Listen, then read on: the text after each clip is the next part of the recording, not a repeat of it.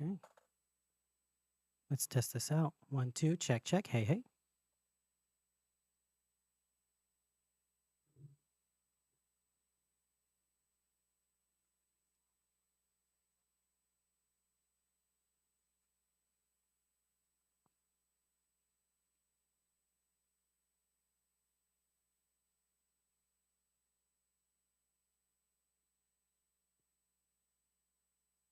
All right, hold on 1 second. Let me just make YouTube actually open up on my phone. For some reason, it always glitches out whenever I start a live stream on my phone. Creator Studios garbage like that. Let's see. Add. Hold on 1 second. Cool. Looks like it's working. All right. All right, everybody. How's it going? This is Jeremy Mateo within the DAW. Welcome back to another video. It has been a long time since we've done a stream. I got really busy with work. I was doing a lot of events. I was mixing and recording a lot of bands, and I just did not have time. Hope everyone had a good holiday season. Merry Christmas, Merry Christmas, and I hope everyone has a good New Year. Today we're going to be starting something really cool. First of all, we're going to be testing out some new settings for my ATEM, where we're going to now have super sources like that, where we can see multiple screens at once. And then we just switch over to the camera. I believe it's camera 2 and 3. And we're also going to be testing out the Behringer wing and just seeing how some of its effects translate in studio environments. A lot of people kind of give the Behringer wing some flack. They make it seem like the console isn't really that good or that powerful, when in actuality, this thing is an extremely powerful console. So we're just going to go here. And I'm going to resize this to fit height. There we go. Boom. All right. So this is the Behringer wings controls. And let's change my key to go over here. Oh, I see the little thingy right here. Let's move that. Nope, this way. Yeah. Green screen. All right. So this is the Behringer wing right here. The way we're going to set this up is we're going to have channel 1 through 16 become inputs, right? And I'm going to show you how to do this step by step. But for now, let's talk about what we're going to do. So I want Studio One to essentially be able to compare and contrast the effects. So we have a mix here. Let's take a quick listen to it. This session was recorded on my Behringer wing live, and I did all the mixing with my Fosse Audio IEMs for a live stream. Let's just listen to it. Right now it has a little bit of processing in here. I think I've bypassed a lot of the stuff on the vocals and stuff, but let's just take a listen.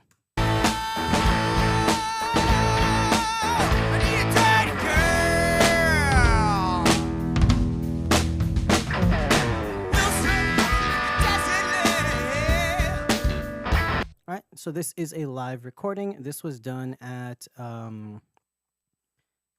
Sound City Studios. Dave Grohl bought that studio a while ago. I believe they might be like in talks of selling it or something. This is the raw mix. I need a tiny girl. So raw tracks from the Behringer wing. Sounds good. And I want to do some comparing and some contrasting. I was thinking of different ways to do it. I was going to either use Plugin Doctor or Room EQ Wizard. And I decided to go for EQ Curve Analyzer just to keep things very simple, right? This is a plugin that allows you to essentially just analyze the EQ curve of whatever you have onto it. So if we grab this one, and we have this one set up as an auto sync, set as generator. And let's just remove this one. This is the only issue is these plugins kind of glitch out. EQ Curve Analyzer. This is going to generate a test tone. You guys should be hearing the test tone. And so what I'm going to do is then grab another one. And this is going to mute it. you're going to now be able to see the EQ curve of the plugin, right? So this is using the Mog Audio EQ4 from Plugin Alliance. If we reset it, this is the EQ curve of the Mog Audio, right? We're going to also use inserts on the Behringer wing as, plugin inserts. So let's go into our wing and let's set this up. So we're going to have channels 1 through 16 be inputs. So we're going to come here. We're going to go as a USB audio, and we'll start at channel, let's say 9, right? We'll do channel 9, be 9. And in fact, we'll do the proper way of doing the routing. We'll go like this. 9, 10, 11, 12, 13, 14, 15, 16. Now,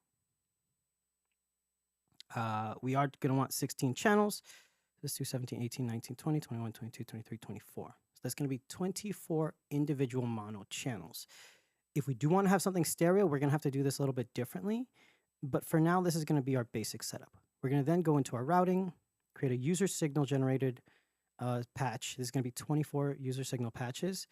And we're literally going to patch from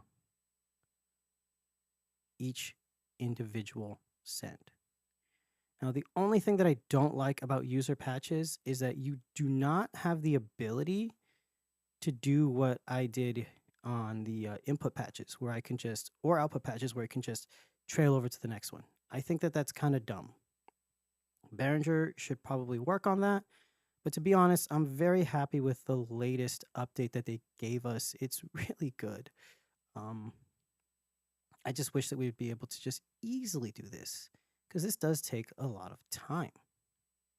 So 9, 10, 11. And the reason why I'm going over this like this, I know this is boring, is 1, it passed for time. 2, I want you to see the actual process of how to do this, because a lot of people that use the Behringer wing seem to have problems with the routing or the workflow. They find it confusing, and I understand that. It is not the easiest console to understand if you have used an X32. But if you use something like a Yamaha or a Digico or something else, you'll notice that the patching is actually not that bad, and you'll notice that it's actually pretty straightforward. The other thing I'm going to do is I'm going to change the tap points, because I am using my user points as taps. And I want to make sure that everything is going to be after the inserts. That way, in case I want to use an insert effect, because we have some insert effects that are exclusive, right, that are not available on the channels, we can do that. And I really, really, really think that's an important thing to have. Cool. Now we're going to go back to our outputs. And for our USB outputs, we are going to do USB audio. Normally, this is what I do when I stream, is it's going to go in USB 1 and 2. But because we're using my ATEM for the first time as an actual streaming device, let's not overwrite this, but we'll do 9 through 24. So we're going to go for user signals. And this is what I'm talking about. You just hit auto. Boom, boom, boom, boom, boom, boom, boom, boom. Look at that. Okay. 1, 2, 3, 4, 5, 6, 7, 8. Done.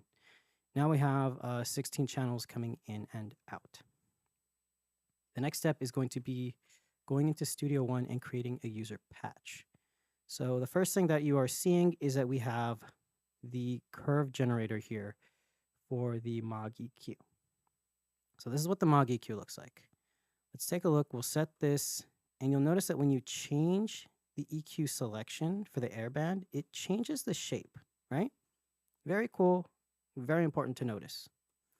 Well, let's grab a pipeline.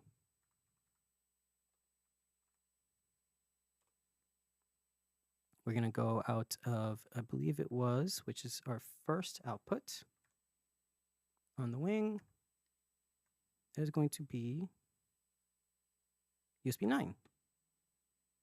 So we'll go USB 9, and we'll return on USB 9. Get an auto, it'll time align it, and now we have it here. Let's bypass the Mog EQ, and we see that there's nothing there. Turn on pipeline, there's nothing there. All right, this is on the electric guitar, so let's listen to the electric guitar.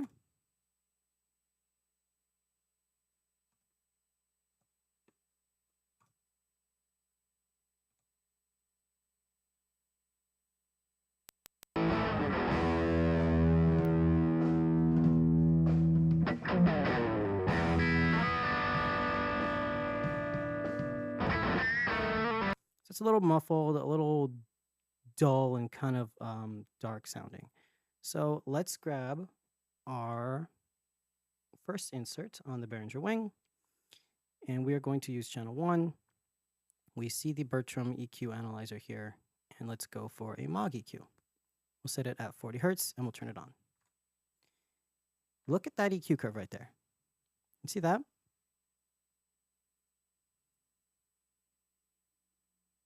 That looks very, very close to what the Moog EQ is normally looking like, right? It's pretty cool. So I want to do this a little bit further. Let's grab Plugin Doctor. And we're going to go ahead and we're going to do a more advanced test, right? We're going to grab Plugin Doctor, and we're going to grab that same EQ. So it's going to be Moog EQ4. We see the EQ curve, and we'll do a hardware insert. Now I'm hearing it. That's because we're sending it in a specific way. So let's do a patch for this. This is going to be on insert 9 and 10. So let's just set this up for hardware settings. I'm going to go for Audio device. It's going to select one of my like 50 interfaces that I'm using. We're not using Dante today. We are going to use Wing USB. Ooh. There we go. All right. We're not going to use 1 and 2. We're going to use 9 and 9. We're going to make these mono. Okay. So now if we use hardware, we see that EQ curve. You see that? It looks almost exactly the same. Now I do want to avoid the digital clipping. So we're going to set this at like a -10. That way we can bring this up, and we can actually do some adjustments by the levels and by how everything's set, right? So let's set this to 40 Hertz. And we'll have this on this view right here. We'll bring up the wing, and we'll do our super source. So super source, and I'm going to move myself over here. And now we should be able to see both the wing and the Moog EQ. So let's see. Let's see what we're doing. Let's talk to ourselves here. It looks like the Moog EQ might have a little bit of a level difference, right? It's a little bit louder. And if we match the gain, it looks almost the exact same. Let's check the harmonics. From what I can see, it's the same. There's no digital harmonics added on the Moog EQ. If we bypass it on the wing, there seems to be some type of movement here. I'm not really sure what it's showing me. It looks like it's just matching the noise floor of the Moog EQ. The Moog is in pink. So this is telling me that the wing might have used, or Behringer might have used plugins to match and model these effects, right? Now, this is to make this as quick and easy as possible. I will be doing an actual video dedicated to this where we're going to be using Room EQ Wizard, where we can check the transient response and everything. But just taking a look at everything, I mean, it looks very, very similar to everything. Like the performance, the dynamics looks the same. I mean, there's no real crazy shift. What about the way the EQ curve looks, right? So we're on the airband. Let's boost 2 dB. What is that? 2 dB, right? Boom. On the Moog. And let's go farther, right? We're seeing that 2 dB doesn't look like much. So let's go for 4. Let's go on the wing. And we'll go for 4.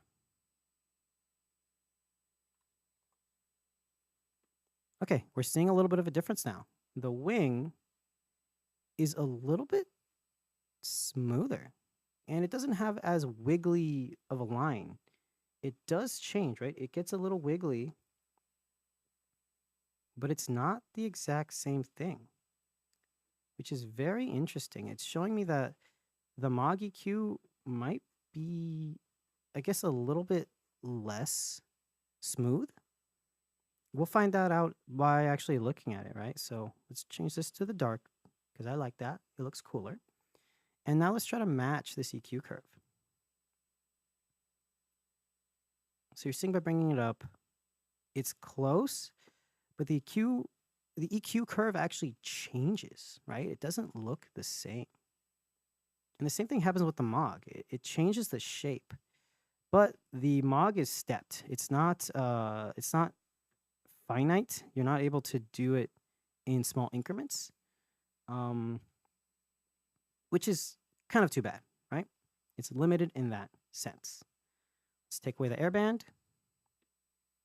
And let's look at something else. What about the 2.5 hertz, right? This is a shelf. And right now we're boosting at 2 dB. 2.5 kilohertz, sorry. Boost by 2.1. And let's just set this to 2 exactly. You'll see that the wing is a little bit more aggressive here, but it still kind of keeps that same curve. So if we do less of a shift, like a less of a boost, maybe like a 1.7, it almost matches. It's pretty cool. That's showing me that the wing is doing a really good job. It's definitely kind of seeming like it's cloning these plugins. And I could see that maybe Behringer went ahead and did like some oscilloscopes or something to kind of get a similar match. But this is actually something that I noticed while I was testing this out last night. I posted it on the Behringer group, and people had a lot of things to say. But you are noticing that right here at the bell, it's definitely changing its shift in having a tighter cue. It's not as wide, so it's definitely not going to sound the same. But again, with the harmonics, you're getting more harmonics on the wing. And I think that might be because we're clipping. Let's take a look. I mean, I know we're incoming we're clipping, but I don't think we're actually clipping. So that's the thing, is we might just be getting more harmonics on the wing. Maybe if we set this to like -1 THD, we're still getting some clipping. Let's do -2. So maybe this is, yeah, this is giving us harmonics. Look, this is giving us harmonics. I'm not sure if it's because it's clipping going in, because we are doing quite of a big boost. So let's just be safe. We'll do -8. And it goes away. So it's not clipping. The plugin doesn't clip. It's just digitally clipping going in through the converters. It's a good thing to know, right? It's a very good thing to know. But neither does the Mog EQ, the emulation from Plugin Alliance. It doesn't clip at all. So if we set this back to 0, you would think you're getting clipping, but you're not. It even says it's peaking. So does that say that this is a bad emulation? No, this has been used in studios for like many years. But this is an older version. UAD just came out with their updated versions of all their stuff, and so did Plugin Alliance a few years ago. So I own that one. Oh, I have a renewal. I own this plugin. I don't know why it's telling me I need to. Oh, yeah, I own this plugin. Weird. Okay. But if we look at this plugin, we suddenly see a harmonic, right? That means that Plugin Alliance did not originally model any THD in the original unit. Let's make this a stereo mode so it doesn't have any type of like changes or phase shifts. And we can actually bring down the harmonics. That's the way that the new version looks. Let's compare that to the wing. And we will reset this to 0. And let's set this to this. This is still kind of having a noise floor, which is cool. And the linear analysis is now looking a little bit different. If we turn on the EQ airband, though, it happens again, where we're getting that kind of similar curve, but it is a little bit more detailed in the low end. Look at that. It's definitely a little bit more rolled off. So it might be a better emulation now. We'll have to do a gain match.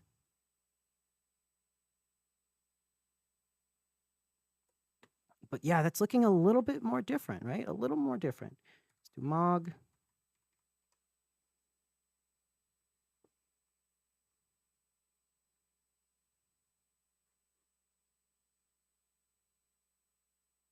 Yeah, the Mog EQ4 original plugin almost perfectly matches the Behringer Wing, whereas the new plugin has more details into it, which is, you know, it's a newer emulation. It's a better clone, right?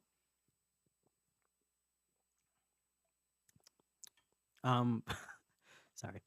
But yeah, so that's cool. The Mog EQ definitely sounds different.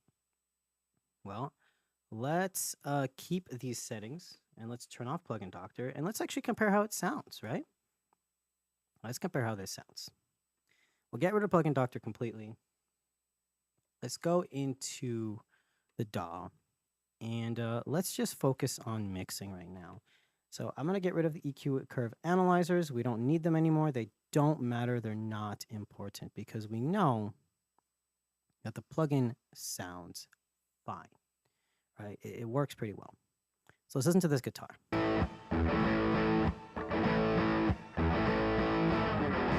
Let's bring up the volume. It's at -6. We'll just bring it up so we can hear it better.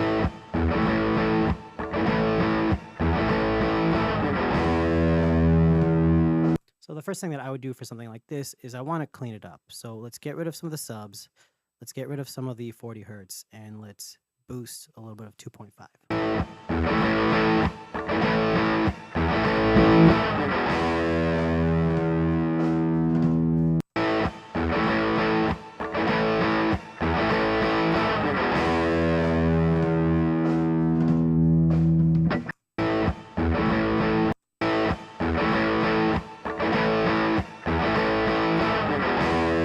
That sounds pretty good. Let's take it into the mix.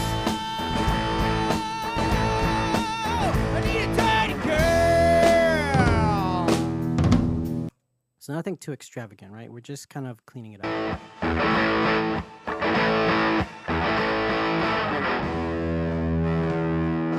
Not bad. We'll go back to -6.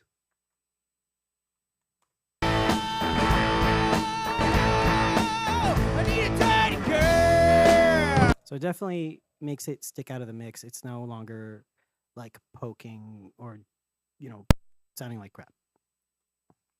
We'll turn this back on.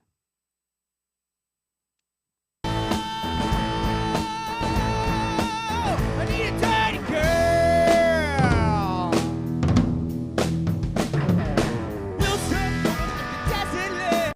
And we got it working. So we're going through channel 9 of Pipeline. And let's just go ahead and let's kind of do our own thing. We don't have to match exactly what we did on the original Mog EQ, but let's make this also sound pretty good, right? Yeah, Studio One. I forgot my hotkeys on Studio One. I'm always in new window.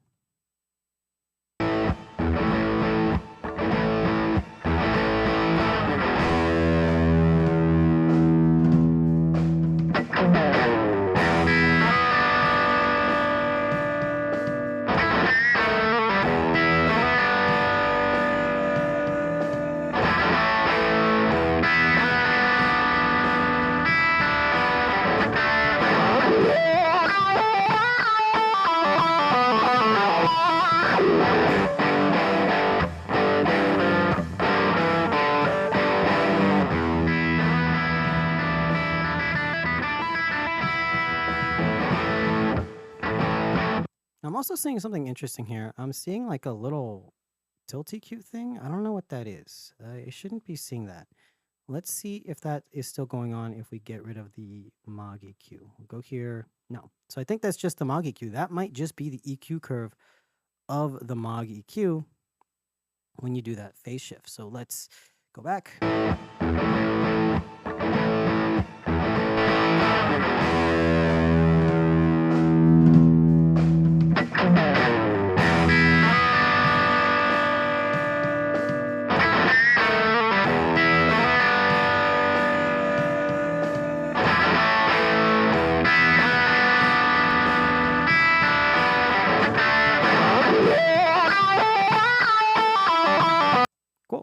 So let's compare this to the, what's it called? Let's compare this to what we did on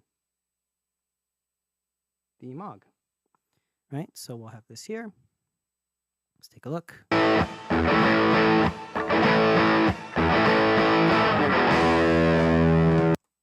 And the MOG EQ.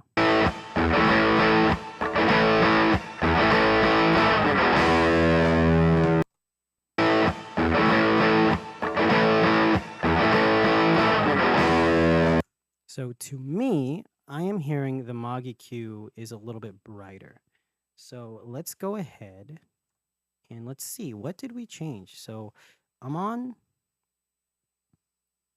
a similar boost, but I'm boosting a lot more high frequencies. And I'm cutting about the same on the wing. So this should sound the same now.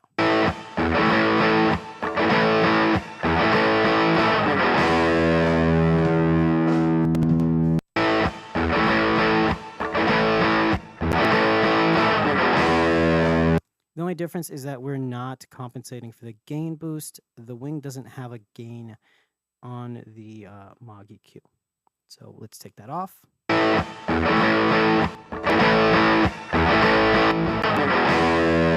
the wing seems to be a little bit, I don't want to say muddier because it doesn't sound muddy. It seems to have more mids. So maybe the mid, because it's more focused on that EQ band, is just pushing a little bit more. So maybe we can cut a little bit more and just kind of do a little bit more of an air boost here. And let's see if this kind of does it for us.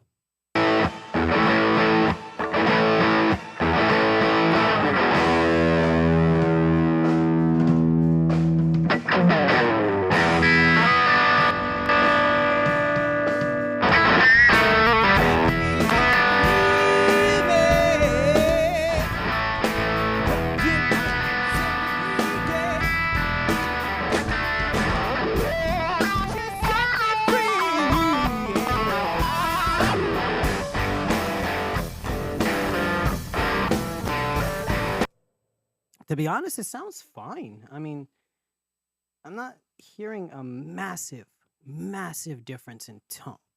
And that is something that I showed you guys inside of Plugin Doctor. It does sound fine. And you will get a difference in tone, but you won't get a massive tonal shift, right? It's going to sound pretty good no matter what. Especially because it really closely matches the tone and the EQ curve, like the air band, the high frequency band, and even the subs and the 40 hertz. I tested those earlier yesterday. Very close. It's the 160 and the 650 that are a little bit different, but that's pretty cool. That's really, really cool. What about something that's a little bit more intricate, right? Something that's not as nuanced as, let's say, the MOG EQ, right? So let's keep the MOG EQ plugin on this channel, just so it's easier to deal with. And let's go for something like the kick drum, right? We have our kick drum here. Let's turn it up.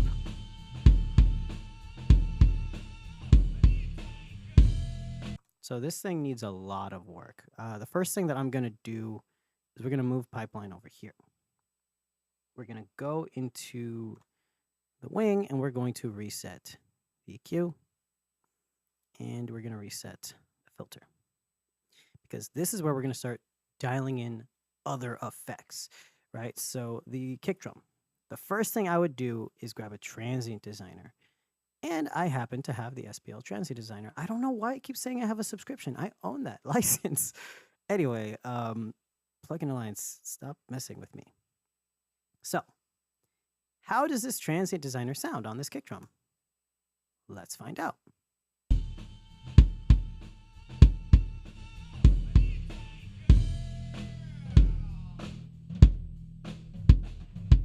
Not that great, but I get what I'm doing here, or you will get what I'm doing here later on down the line. I'm controlling the transient, and it's doing a pretty good job.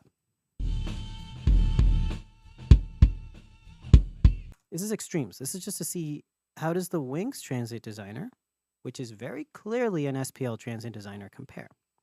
So let's start off by making it suck out all the sustain, just only the sustain.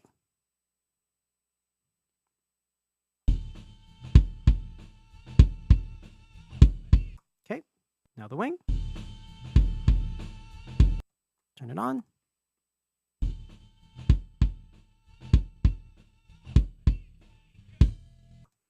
It does a pretty good job, but it sounds a little more like a gate, but it is on a gate module. So it's definitely doing gating, and it's using gating as a way to kind of like do the transient designing, but it definitely sounds honestly a little better. It's just the transient attack. You hear that like when it kind of swoops in. So if we do a little bit less of an aggressive move, and maybe we go for like a boost, and then we go here. That sounds good. And live, that sounds fantastic. Let's do a similar thing here. Let's just dial this until it sounds good.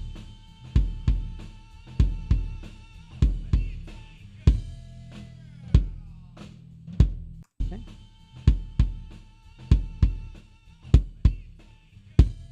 I do hear a little bit of that sucking sound on the SPL Transient Designer, though. I do hear it. And that's making me believe, let me move this down. It's like in my face. It's making me believe that they probably cloned this thing too, because it sounds really similar. It definitely has a different tonality with the transient response, but I think that's because I don't know, the wings just doing a little bit different, but it doesn't sound bad, right? Native. Oh, hold on. Okay.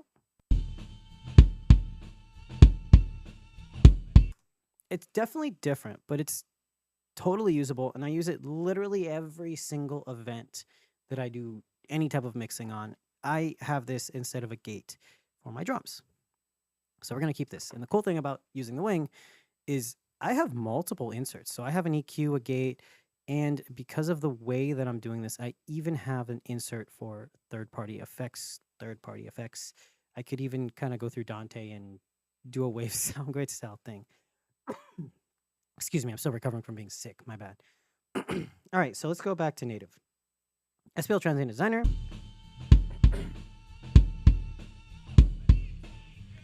And one of my favorite things to do is use a Focusrite EQ on kick drum. And the wing has a Focusrite EQ. And it's very clearly this emulation because there is a Focusrite red EQ, right? And it's supposed to be this very EQ. And it doesn't sound anything like or as good as the Brainworks one or the Behringer one. So let's grab Plugin Doctor again, though. This is where it's going to get fun. So we're going to grab Plugin Doctor. Let's go to camera 2. No, we'll do 3. We'll grab Plugin Doctor.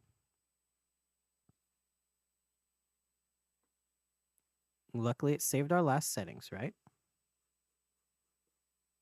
Let's take a look. So this is the settings of this. We'll use hardware. And we are going to get rid of the Transient Designer because you're seeing that it's doing something to the EQ. We're going to turn on the Fortissimo, right? Let's do the super source. Bloop. Super source. Beautiful. All right. So you're seeing both of my screens. And let us get rid of these mogs. And let's go for the red. So we're going to go for BX _ it's like console Focusrite sidechain. Boom. Next one is going to be the Focusrite red 2.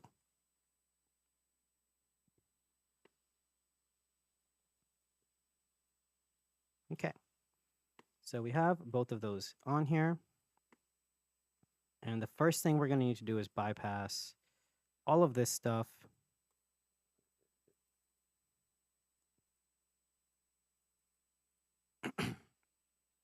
And this is just going to give us a base profile of the console. And we'll have it in no THD. We want it in mono mode, right? So the first thing you're going to see is that you're getting a roll off, right? The BX1, the BrainWorks one, is the one that goes into a higher frequency range, while the native Focusrite one stops right here, and it looks like it's rolling off even at like 10K ish. That's because they don't do EQ cramping very well. Let's just take a look at this. So let's start off with the shelf. If you look at the Focusrite red EQ, it's kind of doing this like weird thing where its shape changes, which is normal if it's emulating the proper emulation of the EQ. But that's kind of the thing, is it's not. It's actually just like it's getting a little bit of like Nyquist issue. And I can show you that too if we do a shelf or a bell. You see right there? It's hitting the Nyquist and it's getting some type of issue. So either they're just using basic oversampling and then like not worrying about it at all and not doing a good job of doing it, or they're just not caring and it's getting EQ cramping, which sucks. How about plugin alliance? Does plugin alliance do the same thing? Let's find out. We'll turn theirs on. And plugin alliance is actually a much better emulation. It's definitely a lot more faithful. So we're gonna start off with that high mid frequency. All right, look at that. Looks beautiful. And you see that? Look, it does slightly change its shape, but it doesn't EQ cramp, which is very good. That means that they did a very good job of coding the most basic thing on EQs. What about their shelf? Again, it might be changing its shape a little bit, but it's not EQ cramping. Versus the Focusrite one, where it is. Watch. Oh, you're muted. Bloop. Oh, God, that looks crazy. Look at that. That definitely has an EQ cramp going on, which is too bad. It just means that it's not a great emulation of their own hardware. What about the wing? Well, I'm glad you asked. Person who is not here or not speaking to me. By the way, if anyone has any questions, feel free to leave a comment or say hi. Hi, everybody. Let's check it out. So the shelf on the wing, that's a pretty close match. That is a very close match. By the way, if you ever see these little dots, that's me using my touchscreens. I have a bunch of touchscreens. So that's a really close match. And you notice that the Behringer wing does not have any Nyquist issue at all. Its EQs go past the Nyquist. They go past 20 kilohertz, right? It goes past it very easily. So I've noticed that the Behringer wing is definitely natively operating at 48 kilohertz, which means that just in general, it does not need oversampling because it's already going above what you can hear and it's going above what everything else is operating at. Whereas these plugins, although they may oversample to like 96K, 88.2, whatever, 48, that means that they're natively programmed in 44.1. So in order to do the anti-Nyquist, they either have to have a type of coding or they have to have some type of oversampling to allow them to naturally just go past that frequency range and not like smush. They have to like have an oversampling or some type of coding to compensate for that. The wing doesn't seem to need to do that at all. It just goes through, which is cool. The X32 kind of had an issue where it would do a little bit of EQ cramping. So it's really cool to see that the wing is doing a great job. But what about these frequencies? So let's do 15K, 15K. That's a pretty good match, right? What about this one? Well, that's already a 15K and it doesn't match at all. Let's go for 10K. Let's go for 10K and 10K. And it's still not matching. But I will give the Focusrite the benefit of the fact that they match a little bit of that curve that the red EQ is supposed to have. And then let's go to 5K, which this doesn't even have 5K, so whatever, 6.8. The Behringer wing is matching really well, and at no point does the Focusrite ever match. So this doesn't exist anymore. Goodbye, Focusrite Red. That's a really good EQ match. What about the bells? This is where I've noticed the Behringer seems to have the biggest trouble is the bells. They don't always match the same, right? So we're going to go for the bell in the center. This is going to give me a nice boost right here. And we're just going to be at, let's do 18K. Again, look, there's no like Nyquist EQ cramping. It just goes clean. That's on the Behringer wing. That's really good. Like I said, I've had other consoles have issues like that. Yamahas, older Yamahas do, especially the O2R. I had a lot of experience on the O2R. All right, so let's go for the high mid bound. And it's already there. Look. But you are seeing some slight misshaping. But that's because this plugin's natively operating at 44.1 or using some type of oversampling to compensate. So if it was an analog EQ, it would actually continue this curve like what the wing is doing. But that is a very, very good match. I'm fully open. Let's try fully opening myself. This is where we're getting a difference. You see this? Pink is Focusrite, by the way. Pink on its whitest is a lot smoother. And in the middle, it's kind of matching the wing. Let's make the wing its tightest. And it is a little bit tighter, right? And slightly off. Can we match that though? Very closely, which is really cool. What about the harmonics? Well, to be honest, if we bypass these EQ bands, let's go out and then back to the fortissimo. There's very few harmonics on this, and I think that that's because the Focusrite has, EQ emulation, has analog emulation, and if you actually bypass that, it will get rid of the THD, right? But, I mean, why not? It should have it. So what about the wing?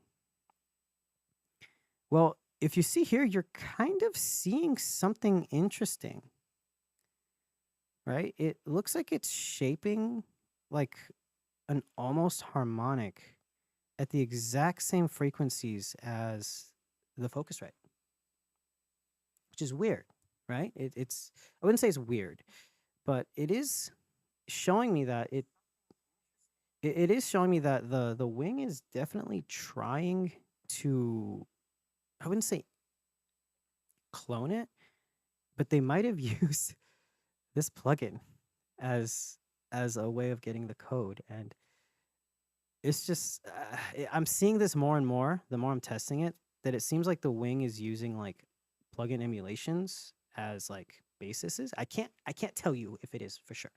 I don't work for Behringer or Midas or Music Tribe.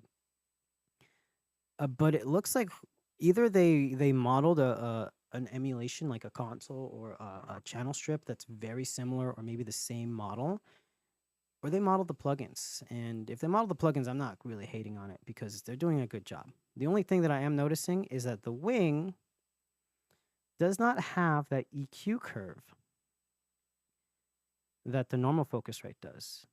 But when you have the Focusrite set with its high and low pass filters off, it doesn't even have that real curve. It just has a slight bump. But if we bypass those filters and we turn this up, look at that. It's going past it, which is great, which means that they did a good job of emulating their stuff. I mean, Brainworks has always done an amazing job. So, I mean, looking at that, that matches almost perfectly, doesn't it? It matches almost perfectly. So they must have modeled. I mean, even look, even the dip. It even models the dip. So I am having trouble believing that Behringer did not at least reference some of these plugins when they were modeling their stuff. Okay, that's cool. Let's get out of Plugin Doctor. Let's get rid of this because this is garbage. No offense, Focusrite. It's just kind of garbage. And let's do some EQing with the Focusrite. So what are we doing on the wing? So we know that we have the transient designer set. And now that we have the Fortissimo EQ, we're going to use that too. So let's go into the DAW. We'll use the plugins. And we'll reset this. And we'll get rid of all of these. And we'll get rid of these. Let's go. So the first thing that I would do is I would cut a little bit of the low end.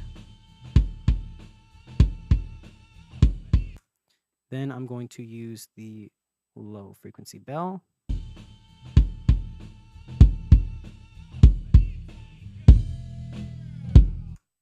And then the low mid frequency bell.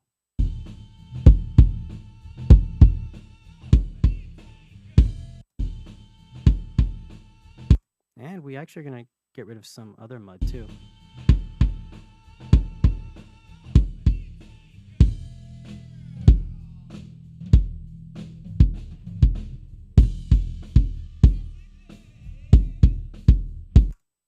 Okay, let's see what we can do. Maybe the transient designer?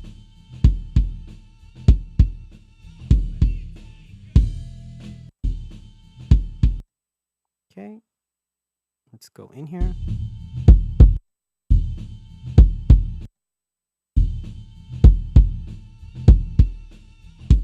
There we go. Okay, not bad. It's not great, but it's not bad. Okay, we'll bypass this and let's check it out on the wing. Pipeline, why are you freaking out? I was probably freaking out because we used the same inputs earlier.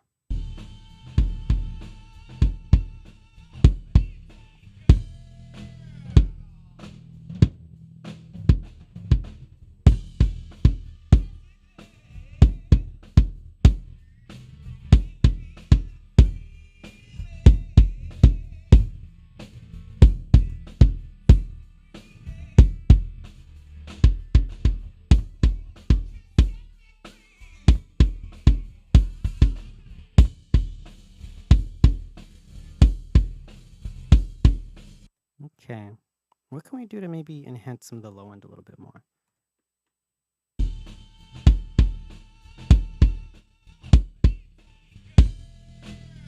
Oh, I know what I normally do to enhance the low end. Normally, I actually use a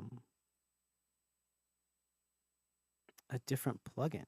So normally I'll have some saturation or something. So let's go for some saturation. So let's go for the Soul Warmth.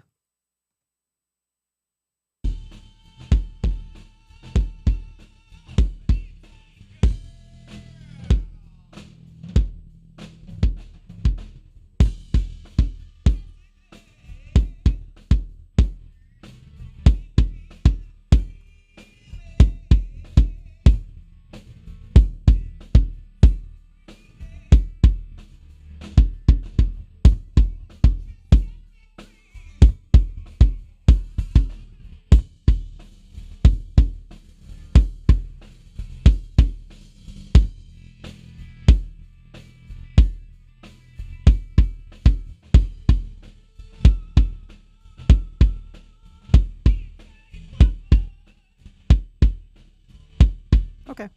So normally in a live sense, that's actually going to do a lot. That's going to be pretty good because we're going to go through subs.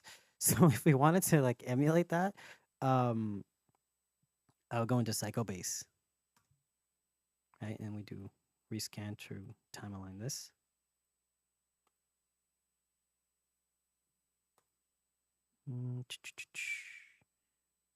So that should be, how do you do this? Like this or something? I forgot how you do this. Hit auto. Boom. Done. You do something like this to give it some more oomph. Or we could go for Submonster, which is totally viable, but normally when I'm mixing live sound, I am going through subs, right? I'm going through a matrix, which you can see here. I'm going through a matrix, right? Sub mains, and that is not my mains. I go sub, and I will go through something that's going to generate more low end. In this case, it's not that needed. So I'm going to try to avoid doing that at all cost. That way I'm not kind of cheating too much. But that's not bad. I could definitely see that being useful. I could maybe want to add more low end. Oh, there. Yeah. I'm okay with that. That sounds pretty good. Let's check it out in the mix.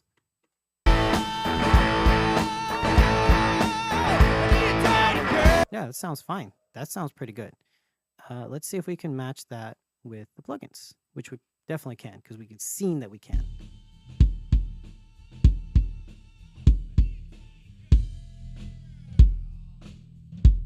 Yeah, it sounds good.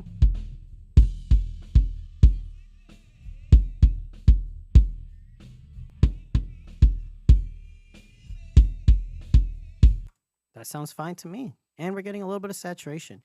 So the next step, right? Plugin wise, I would probably do some distortion, which would be like the SSL X Saturator, which is very, very similar to the Soul Warmth. This is an emulation of an SSL channel strips distortion. Honestly, I found this kind of to sound the closest to like a Waves SSL channel strip plugin. That was the closest that I could find it sounding to. But I didn't really want to do that because it's hard to load up Waves plugins in Plugin Doctor. They crash sometimes. It's the Wave Shell thing. But yeah, we can do an X Saturator. We can do whatever we want.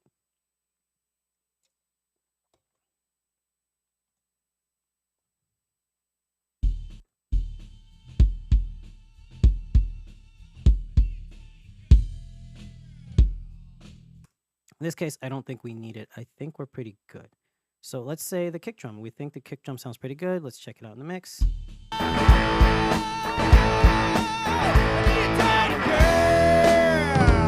Let's try it out going through the wing.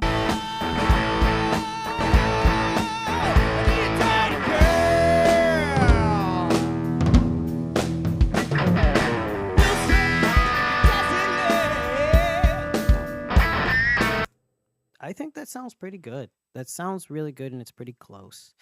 Let's see what other plugins are here. We'll go to channel 2 in this case, and let's look at the EQ. So we also have a Pultec emulation, which is going to be really cool. But I think this is something that I don't think this mix is ready for. I usually don't go through Plugin Doctor. I usually don't go through Pultecs when I'm mixing stuff until I need it. But I do know that I have the Rule Tech from Noise Ash. This is a really, really good emulation of a plugin, of a Pultec. So let us grab this, and we're going to change our settings now. And I'm going to go through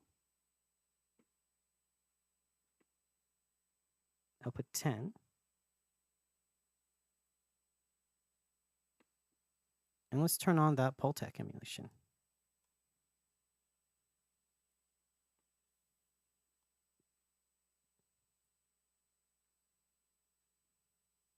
Use hardware.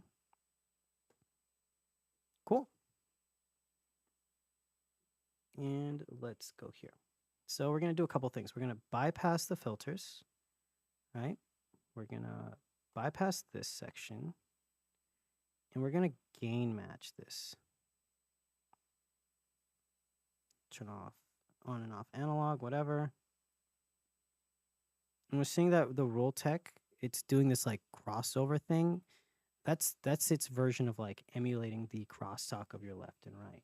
So let's go to the wing, and we have our EQ. Well, I want to check something because I'm noticing that the wing has an EQ curve. You see, it's not a straight line anymore. It has like a slight shift. And it is slight. Let's bring up that menu specifically. You see that right there? It's like a couple of areas where it does shift over, which means that the wing is super source. Yay. I like using my video switcher as an actual video switcher. That means that the wing is definitely doing something. What about harmonics? Well, I see some harmonics. I definitely see harmonics on the wing. And they're in the exact same place, the exact same position as the harmonics on the rule tech. Look, they're the exact same place. They're not as clean, right? Well, it's not as clean, right? Because there's a noise floor. But you're seeing that like this has like a harmonic and it has a little bit of aliasing. I wouldn't really consider this so much aliasing as it's noise. Look, you can see it's noise from whatever they're emulating. What about UADs, right? So what is it? Pultec? What is it? Universal. Okay. U audio is like UAX, whatever. I need to uninstall all of my UAD plugins that are not native. I no longer own an Apollo. Where is the universal audio stuff? UADX. It's like UAD. I forgot what it's called, but it's like under something specific where it's like native.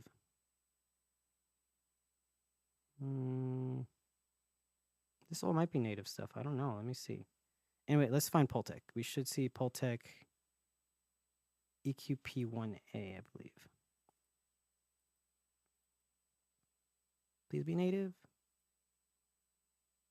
It's native. Yay. Okay. So this is the UAD Pultec. Match the gain. And we can see that the UAD Pultec is a little more similar on the EQ curve. But we're also seeing a little bit of harmonic right there. Right there. Little baby harmonic. Little. Look, you can see the movement right there. Look at that. This emulation is moving. So that's showing me that the wing, I don't know how they're doing it, but it's emulating something. How do you get out of this? Yeah, there we go. All right. So let's check out all of these, right? So we'll start off with the low frequency cut. So let's go to super source. Super source. Yay. Let me modify this super source super quickly because I'm seeing something interesting going on.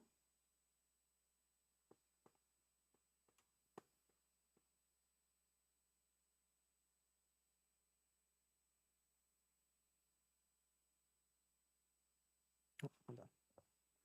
1 second. Let me get rid of this for myself. Do -6. There we go. Got rid of the low block. All right. So if we take a quick look at the Pultec's low frequency boost at 20 hertz, super wide, right? Super wide.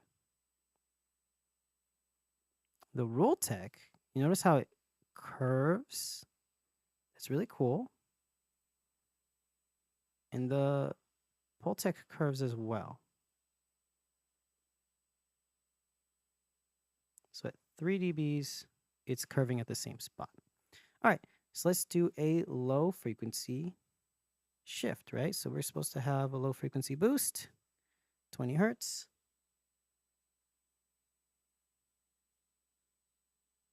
Ooh, that's really close.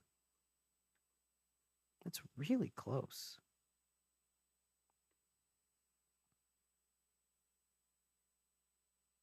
Let's make that exactly 3 dB. Oh, that's 4. That's really close. Like, surprisingly close. And again, green is the wing, and you're seeing that it has no issue with the Nyquist at all. It doesn't need any oversampling. But I am seeing that both the Rolltech and the UAD one seem to have a better like slope. So it's going to have more low end going on in it. This is a 3 dB boost, 3 point something. So let's see, can we do an actual 3 dB boost? So that's an actual 3 dB boost. On UAD, it doesn't really, I know it's not accurate on the UAD plugin, but if you see that, it's very, very, very close. What about the attenuation? 3 dB attenuation. Completely different looking attenuation. That looks nothing alike. It looks like the Rolltech is doing a better job actually, because that's what the Pultec is supposed to do. All right, let's go for the wing for the attenuation.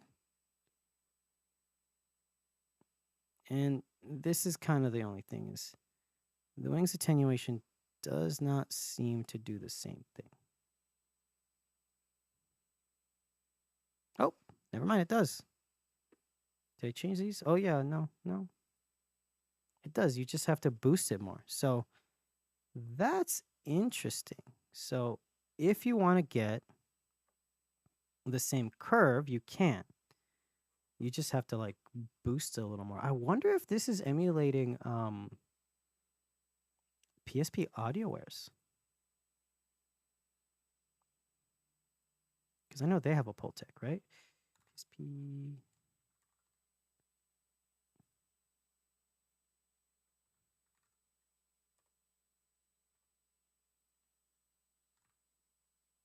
Go to PSP AudioWare. Does anybody remember what the PSP AudioWare? I think it's a Noble Q. This is supposed to be their Pultec? Yeah, this is their Pultec. Okay. So we're going to do the shelf frequency at 20 hertz. And we're going to do boost and attenuation.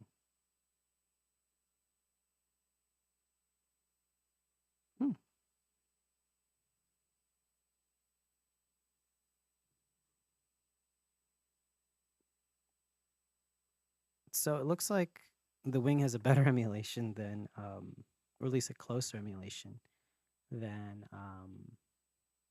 what's it called? Than the PSP AudioWare one. I mean, the PSP AudioWare one does sound good, but it's pretty old. It's an old emulation. So I can see that not being accurate. All right. So we found that it's working pretty well. Let's try the boost and attenuation here. So this is the bell boost, right? So that would be this one. Yep, found it. Okay, let's set this to the tightest bandwidth, and this one will be the tightest bandwidth. Or is this the tightest? Yeah, look at that. That does a pretty good job. So we'll do 4 dBs, or yeah, 4.2. 4.2. So it's a little bit bigger of a boost, but it's also a wider boost, which is pretty cool. I like that. So it's a little bit smoother of an EQ boost. And then the harmonics, I mean, you are seeing that there are harmonics being generated. It's very minimal harmonics, but it is like, again, in like the same position. Let's restart this and let's grab the pulsar EQ again. You see that the harmonics are there in the same area. So maybe it's something that Behringer could do as at an update eventually to add different types of harmonics or saturation. I personally think it's pretty cool. But yeah, all right. So the Pultec is pretty good. That one's actually pretty close. What else do we have? We have an SSL. Let's try the SSL. So let's grab, go to VST3, SSL. And for this one I have tested before. This is an emulation of the native channel strip, like for sure. This is an emulation of the SSL native channel strip. It's not anything else. So let's get rid of the dynamics section. And let's take a look. So if we do, look, it's just a one-to-one clone of the digitalness, right? The digitally sound. So let's do an EQ match. So let's do a high shelf.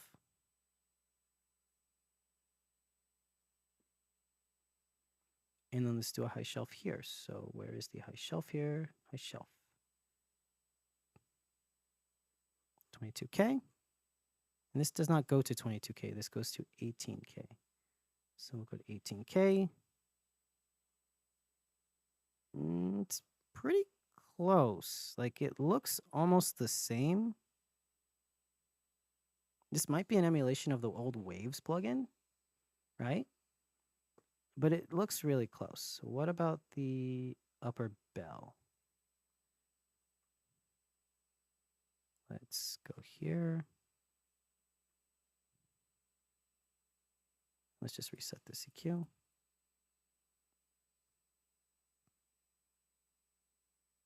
Okay, and we're gonna move this over. Goes to 7K. And let's make this super tight. And let's make this super tight. I mean, it's looking like the bell doesn't really match, correct? Right? It definitely doesn't. The shelf does.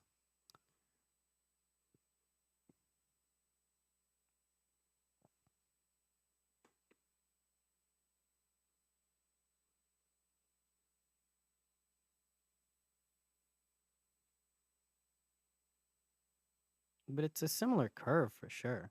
Like that's an easy thing. And that's something like any SSL emulation will do. Brainworks. Console here. Go BX.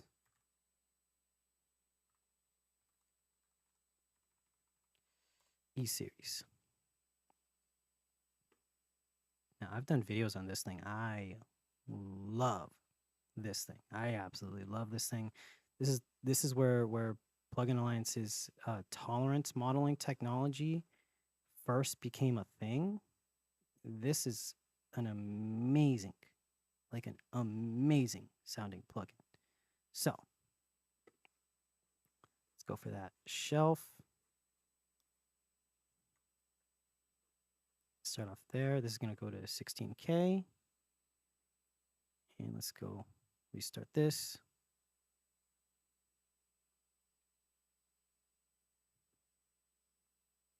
And we'll do the shelf at 16K.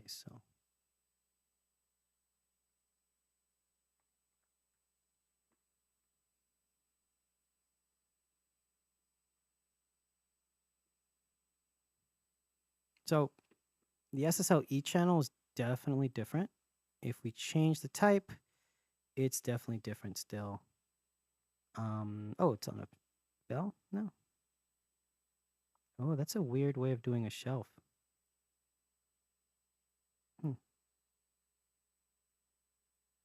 This might have been before Plugin Alliance started really working on their plugins not having Nyquist issues or something, because that's weird. It shouldn't be doing that at all. So I guess the Plugin Alliance one isn't as well coded as I thought. Let's go for the bell, though. We have that bell. We have that bell. And let's make it as tight as possible. As tight as possible. And this is where it's another interesting thing. This is the SSL E series EQ, right?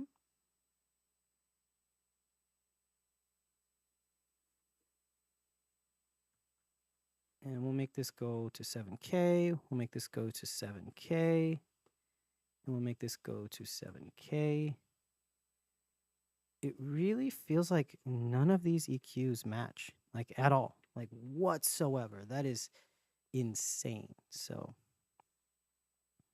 BX console J maybe?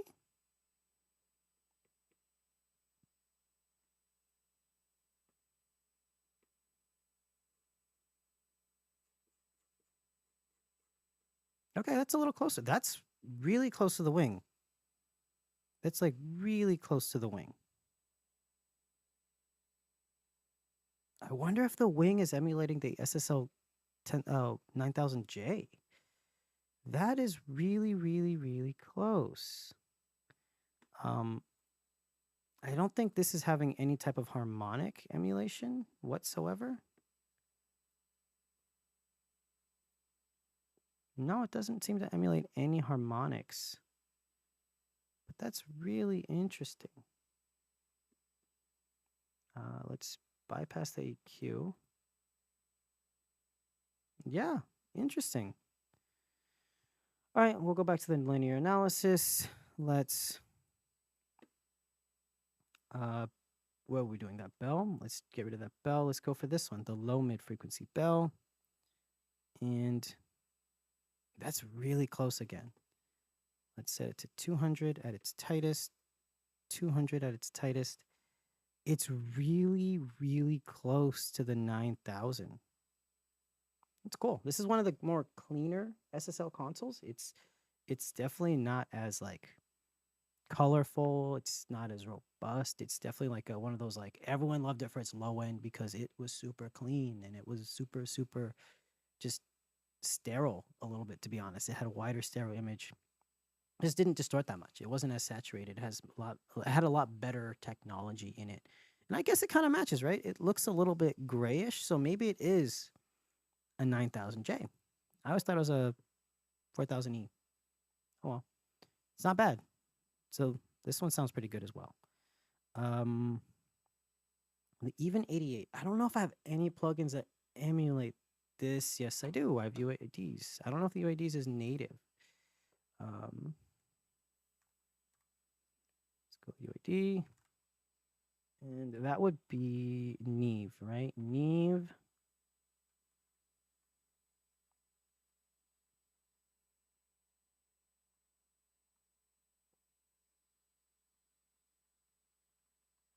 Oh, no, I don't have that because it's not native. Oh well, we can't test it. My bad, guys. Neve, yeah, only the 1073 is native. That sucks. UAD really needs to make their 88 series. All right, I think we're done with plugin lights. All right, well, what about this? So we have channel 9 on the kick drum. Okay, what about the bass? Let's see what we're doing with the bass. So for the bass, I'm using the Audio Punks Sans Amp, which it looks like there's an update.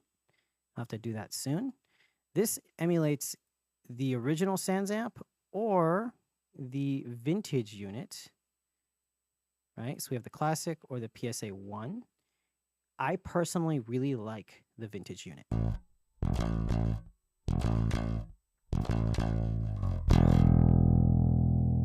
So very clean DI.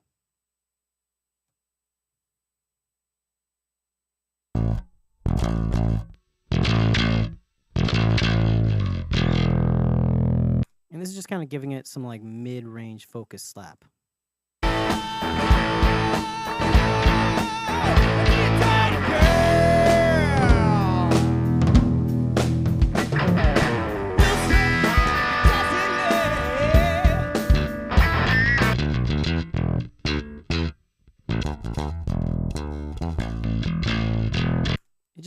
reshifts the focus. So let's shift this over. We're going to go for a pipeline. Make it mono. And pipeline is going to go out of output 10 into input 10. We are going to go to the wing. We're going to do this, and we're going to auto sync it. Boom, it's going to time align it by 36 samples. Not bad, actually. We're going to turn it on.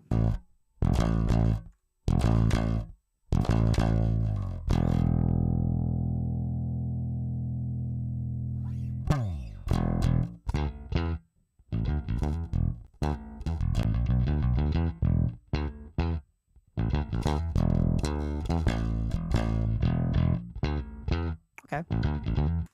How does that compare to the Sans amp?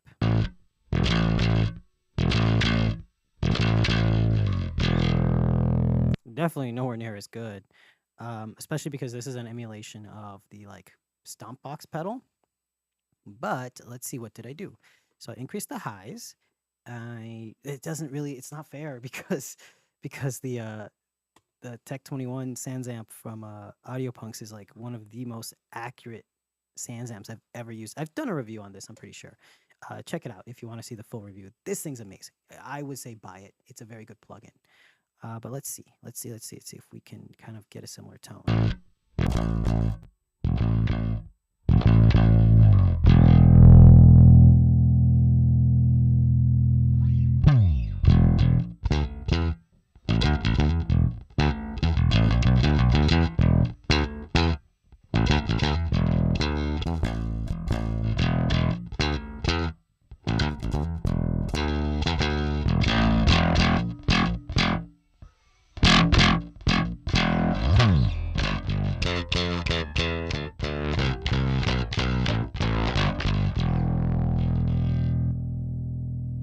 That's really good.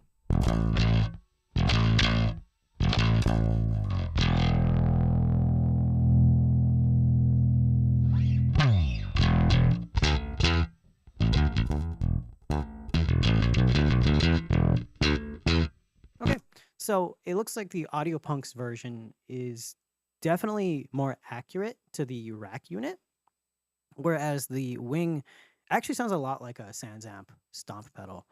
But I think the Wing's Sans amp sounds freaking fantastic.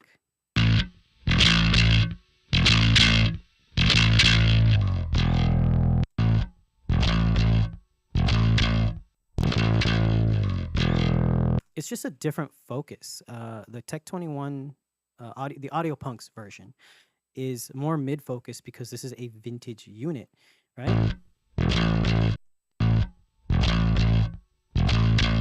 Whereas the Wing one sounds fantastic. Let's see if we go for the PSA 1 version, if that's going to give me a different vibe.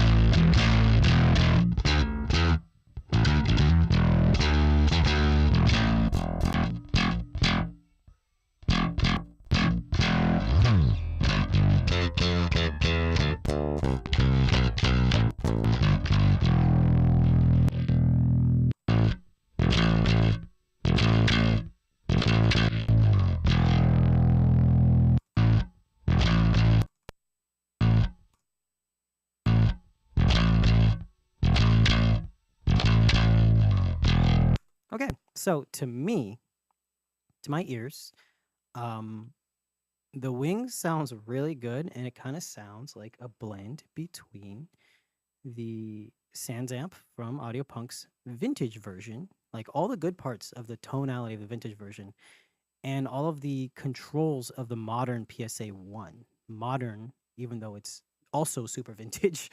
It sounds good. I have no problem using the Sans amp, like, at all.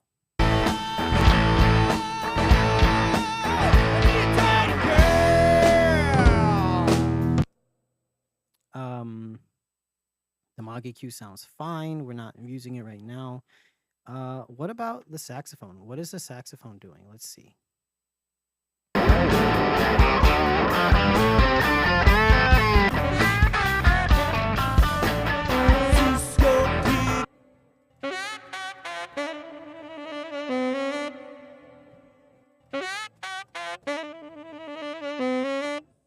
what did I use in the mix? I used the Motor City EQ and I used the successor. So I don't have an emulation of that on the wing. Something we could do is, let's see if we can go channel 3. And I guess for the EQ processing, it could be, let's go for the SSL, right? Now that we know that it's a 9000J, let's see how this sounds, like how this stacks up, right? So we're going to go on, make sure it's on USB 11, and let's try that out, right? So we're going to go for pipeline.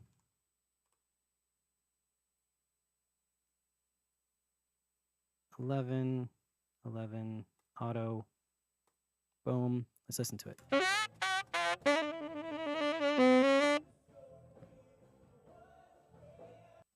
Let's find a spot where this guy's actually playing quite a bit, maybe like right here.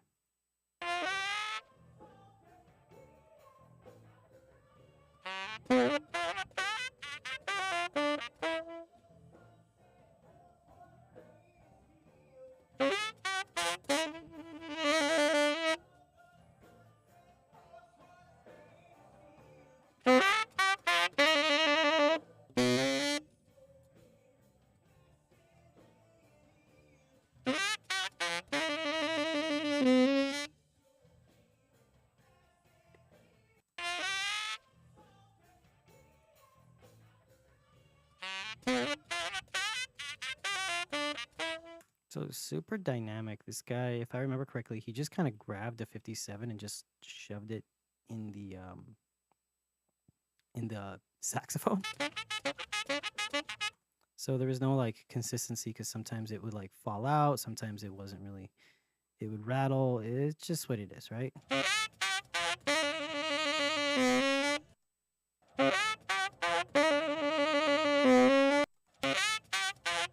Cool. So that sounds a little bit cleaner. Let's go for a compressor. I really like the Even 88 comp. Let's go for that.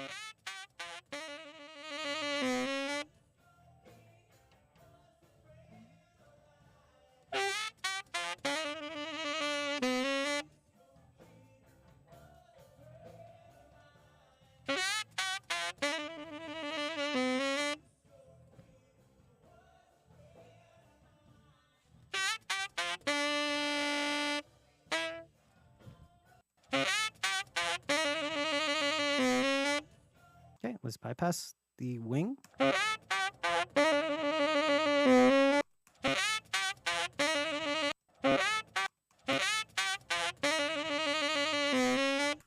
we'll turn on the reverb and let's see in the mix.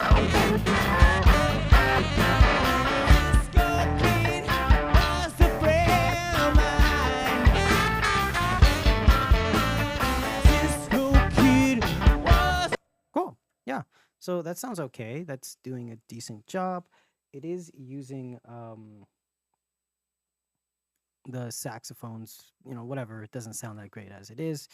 But yeah, so we're using the Neve, we're using the SSL. Overall, it's pretty cool, right? The wing has really good processing, and what we could see from just basic analysis, right? Using plugin doctor and stuff like that. The Behringer's frequency response is not limited to basic stuff, right? But what about, and this is a pretty big one, what about its stock EQ? Because a lot of stock EQs tend to have something going on in their Nyquist, right? So if we grab plugin doctor one more time, and we change where we're using our routing. So let's go out of 16 now.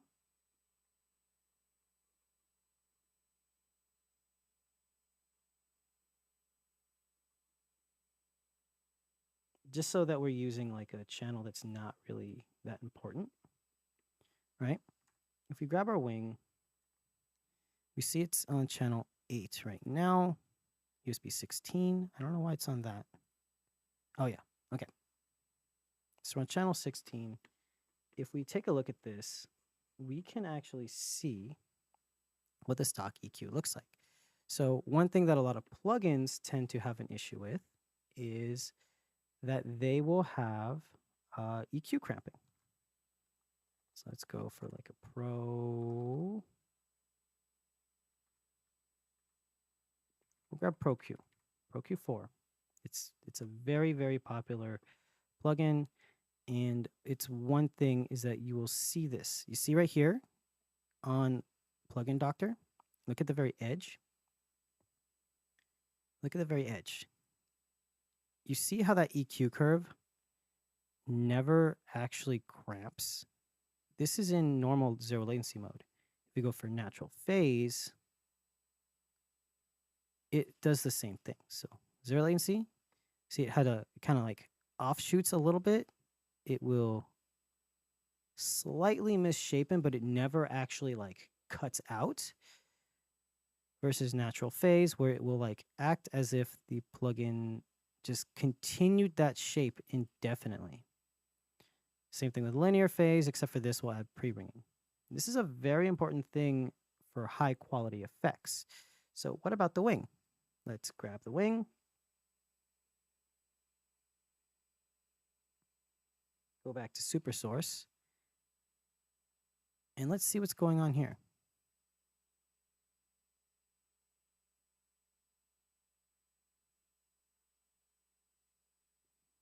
So it's doing the same thing that the Pro Q does. See right here? We'll go to natural phase. And we'll see that it never really misshapens, right? So let's grab the EQ again. Let's make this a little bit wider. Yeah, something like that. And we're just going to bring it out. Cool. So now that's a very noticeable shape. Make Pro Q wider. And one thing you will notice is that even the wing's stock EQ kind of has like a little bit of an analog-y kind of shape to it. This isn't a normal shape. At no point in time is my Pro Q able to match this shape. Like it can't at all. So that means that it must have some type of special either it's kind of doing like a like something where it's causing some type of tightening or boosting. It's doing something that's looking a little analog-y. Because to match that, I need to have different bell shape. It's really weird. I don't know exactly what it's doing. But ProQ cannot match it at all, which is crazy. Let's go for the Kirchhoff EQ.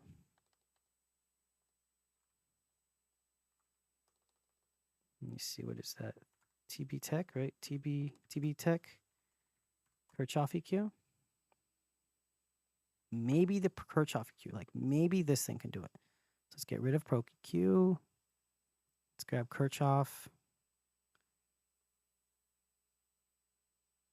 There we go. Look at that. So the Kirchhoff EQ is able to do it. And the Kirchhoff is able to like morph a little bit more exact with its slopes. But so that's an almost match, right? But that's not a normal slope. Look. That is not a normal slope at all. And the Kirchhoff also does this cool thing where it doesn't have any EQ cramping unless you turn on the, what's it called? I forgot what it's called. There's like a, oh, here it is. Is it analog? And then you see how it kind of does this like weird slopey thing. And then the mix phase, which is what the Pro Q does. And then if we do the same thing with the stock EQ. Oh, Plugin Doctor crashed. No, Plugin Doctor.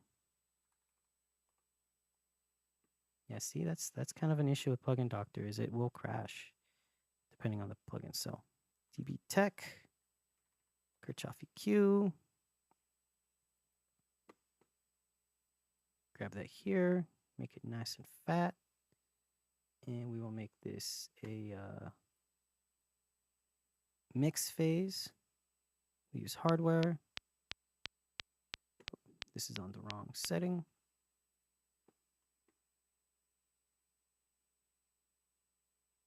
wing. Cool. And I believe we were using output 16.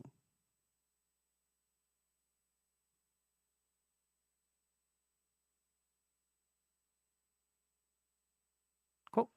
Boom. Use hardware. Beautiful. Okay. Let's grab our wing and let us make this nice and fat. By the way, that like latency thing is just because Kirchhoff is like real time analyzing, or because a plugin doctor is real time analyzing the wing. Okay, so maybe if we go here, we can really see that shape, right? That like kind of analog-y kind of shape that the wing is doing.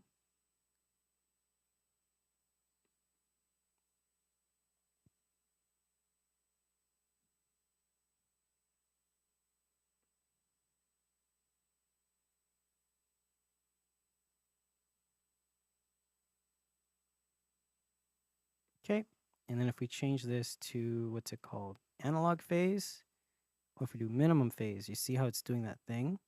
So this is what like high quality EQs do when they do not want to have EQ cramping and they don't want to use oversampling. So they do this thing where it kind of keeps the shape and it just slightly trails off, right? Versus mix. See how it kind of doesn't do it as much, but it's still keeping its shape.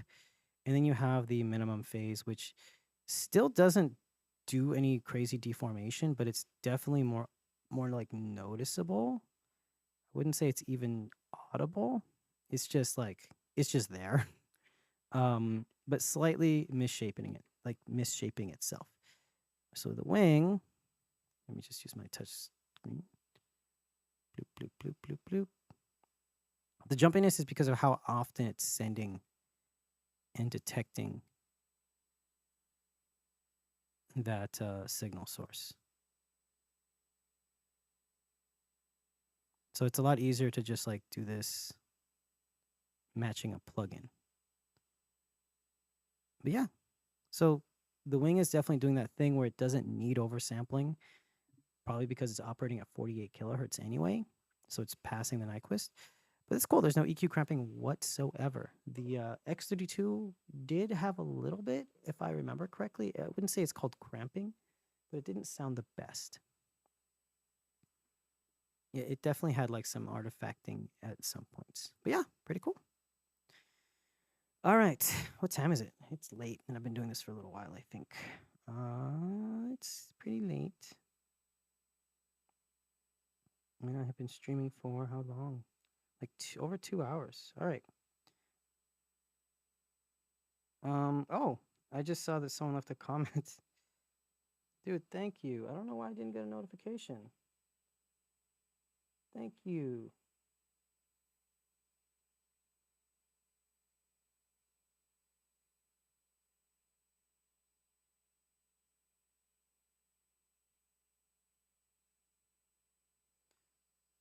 Well, my bad, dude. I don't know why, but YouTube never gives me notifications. I need to figure out how to do that. Well, whenever you left a comment, appreciate it. But yeah, yeah, the comparisons are pretty cool. I'm definitely gonna take a little break here. It's pretty late. I've been doing this for a while. I'm still a little sick and I'm really tired because I'm kind of hungover from yesterday. But yeah, I'm definitely gonna try to do this more often. Do like a more detailed series, and this is actually a live mix. Like this is something that I actually did a live stream for these tracks. So I'm actually thinking of actually showing you how to do this mix on the wing itself, especially because that's what I used. So I could very, very easily just go into the wing and mix it live, kind of like what I did when I was showing you a comparison between like the kick drum, the guitar, and the bass. We can definitely do the whole mix through the wing to show everybody how this worked. Anyway, I think that's gonna be it for this stream. I'm getting a little tired. I need to record some videos, some reviews and stuff for hardware that was sent to me, and I need to prepare for some more stuff before the kids get back. So that's it for this video. Thank you guys for watching the stream, and I will see you guys later. Have a good one.